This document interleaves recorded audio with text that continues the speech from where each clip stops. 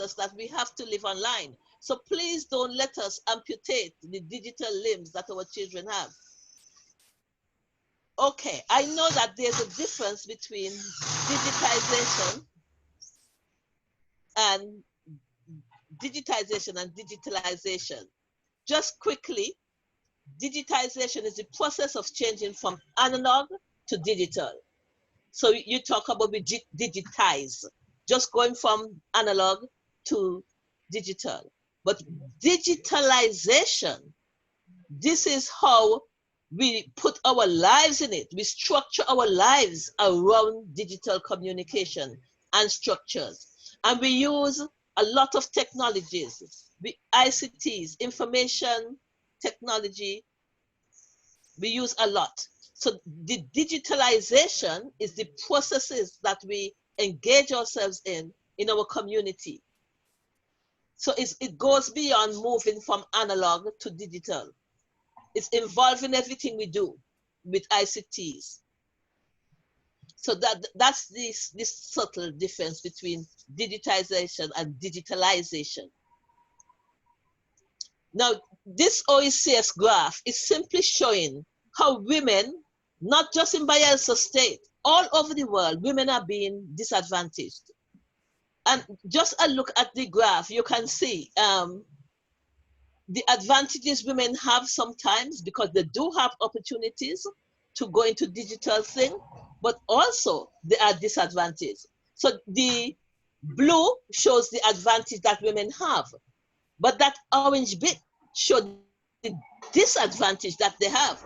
And look how much that they're being disadvantaged. Lack of skills, for example.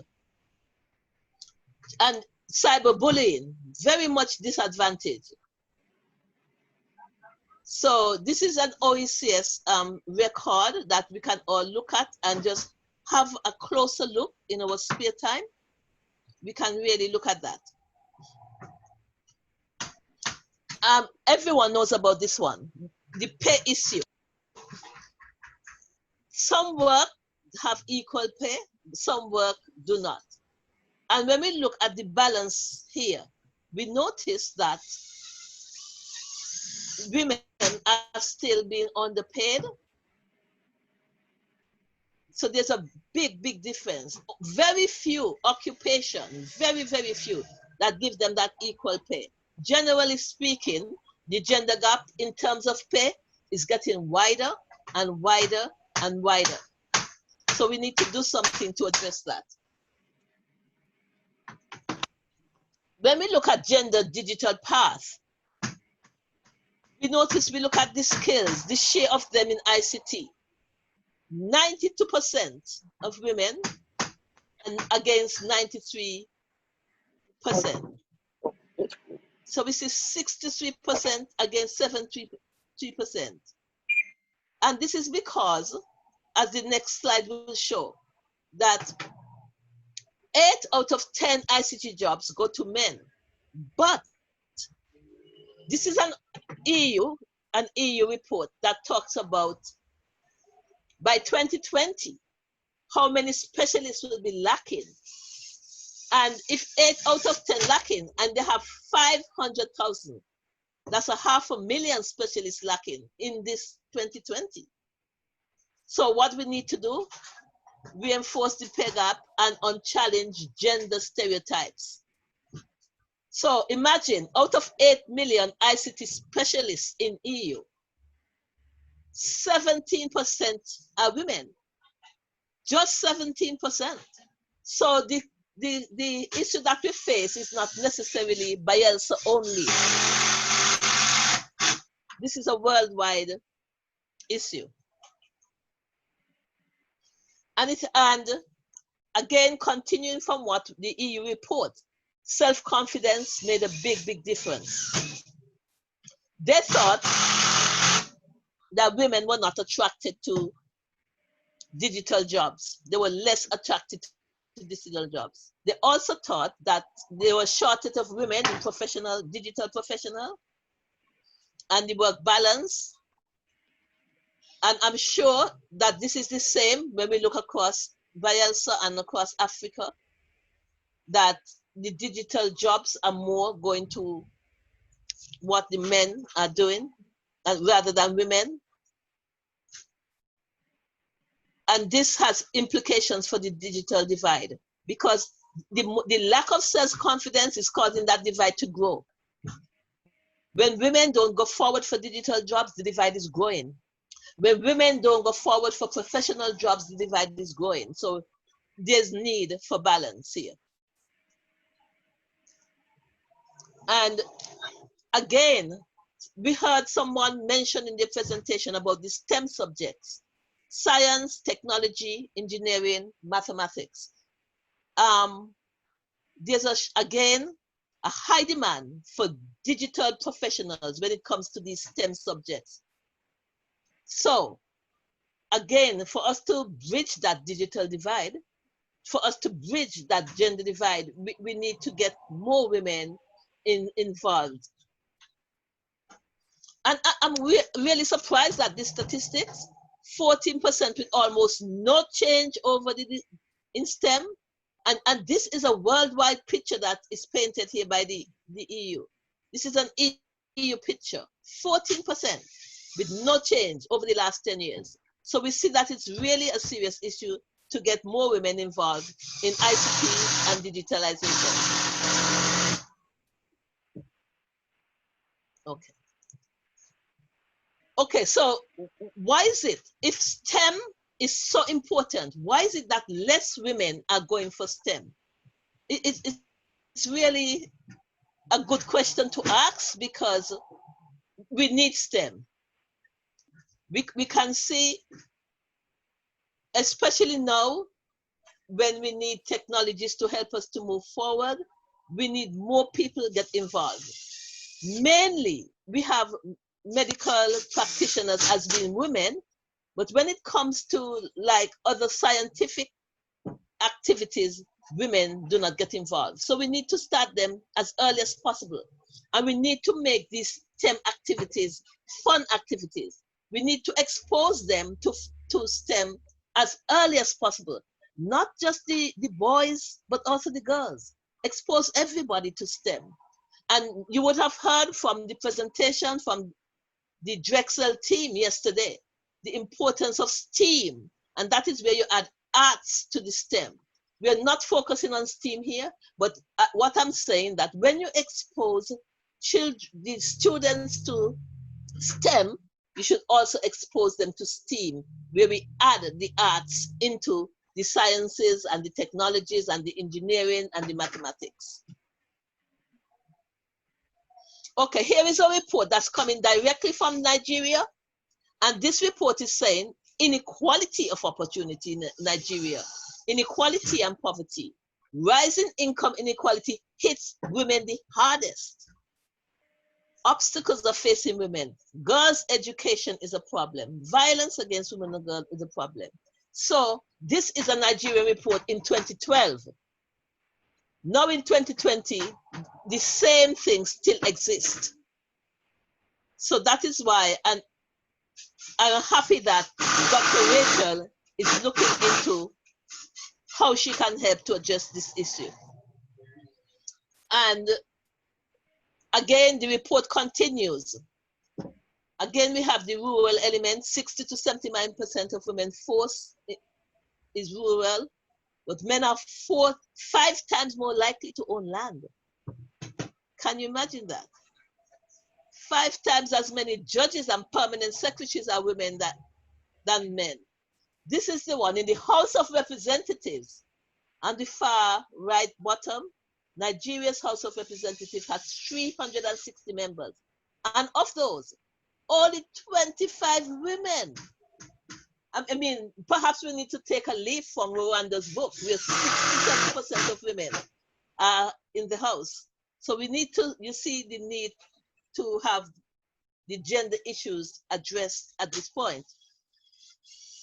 There are all sorts of factors that prevent that. And as we see, becoming mothers before 20, that was one of part of the report as well. And the report has recommended these suggestions for them to complete primary and secondary school. That's a priority. You need to value women and girls. This is what the Nigerian report is saying.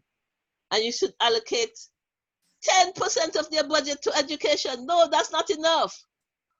That's not enough. We heard this morning, Botswana allocated 28%. We need to try and hit that target. 10% is certainly not enough. And of course, teachers should always be rewarded. Now, this is the report that came from Nigeria 2012. So Dr. Rachel Dixon has decided to address this by starting a foundation. And I'm going to allow her now to tell you all about the foundation, what she's doing, what she has done, what she's doing, and what she intends to do. So over to you, Dr. Rachel Dixon. I want to say good afternoon to everybody. I'm Richard Dixon, presenting from Bayelsan, Nigeria. I want to thank the conference organizers and every participant. I want to talk about the Friday Coinfa Foundation. The Friday Coinfa Foundation was founded in 2012, and it is about educating the young girl. I will limit my study to Bayelsa. When I took over as the governor's wife in 2012 in Bayelsa, we found out that most of the young girls were not going to school.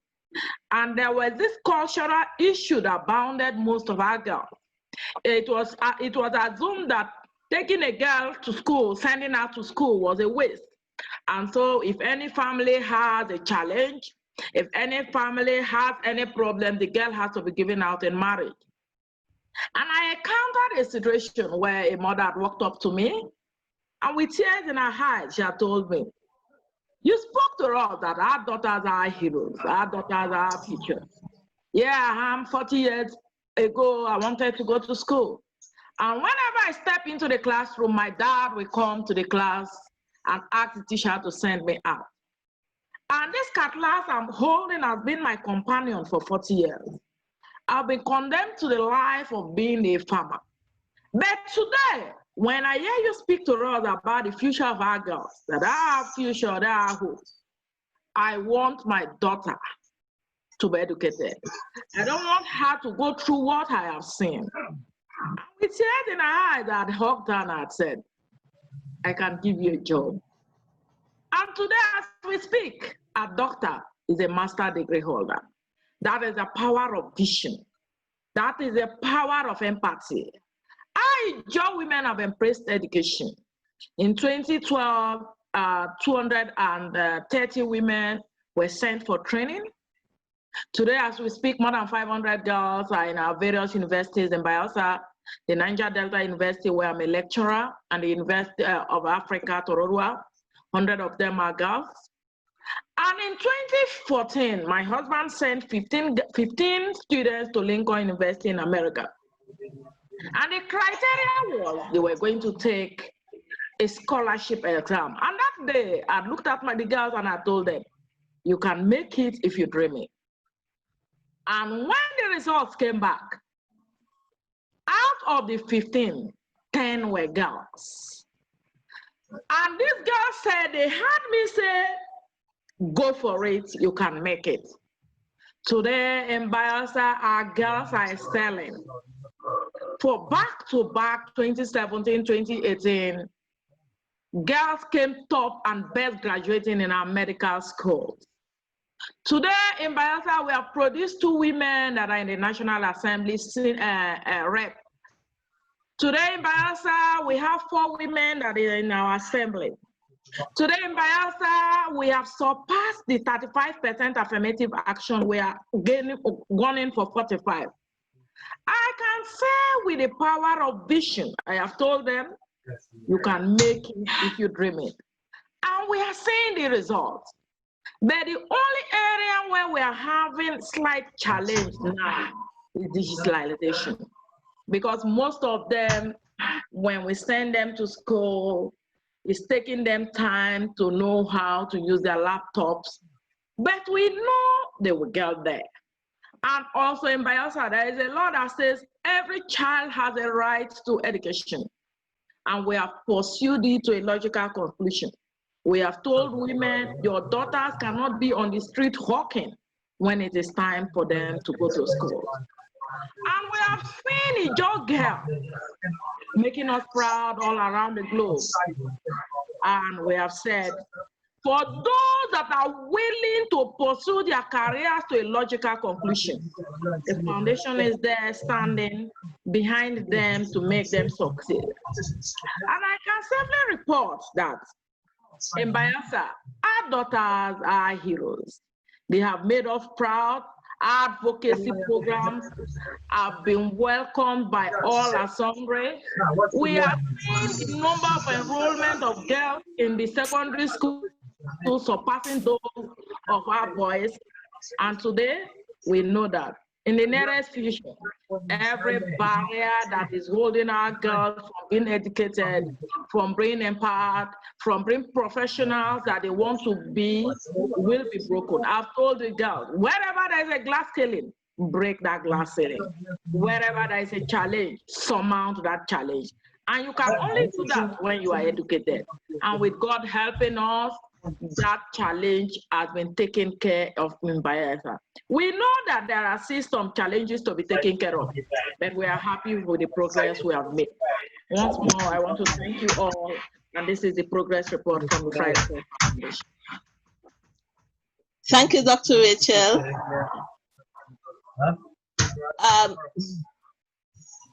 Now, Dr. Rachel, would you want to address this, or you want me to talk about this one? Yeah, I've started. We have sponsored 500 girls in Niger Delta University where I lecture.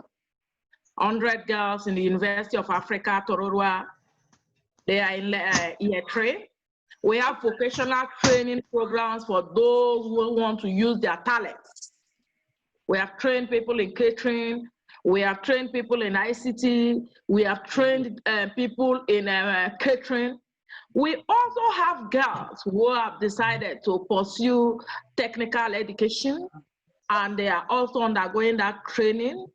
And in 2017, the girls' enrollment in Bayelsa topped the boys.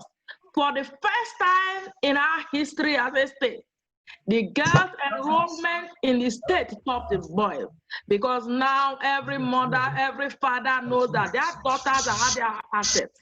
When you educate a girl, you educate 4 generations yet unborn. When you educate a girl, you are turning around the fortune of that society. When you educate a girl, you are talking about the social development of that state. Today in Bayelsa, our daughters are heroes, and we are proud of them. Thank you. Thank you. Thank you. So, if Dr. Rachel continues with this, with the foundation doing these wonderful things, this is what's likely to happen.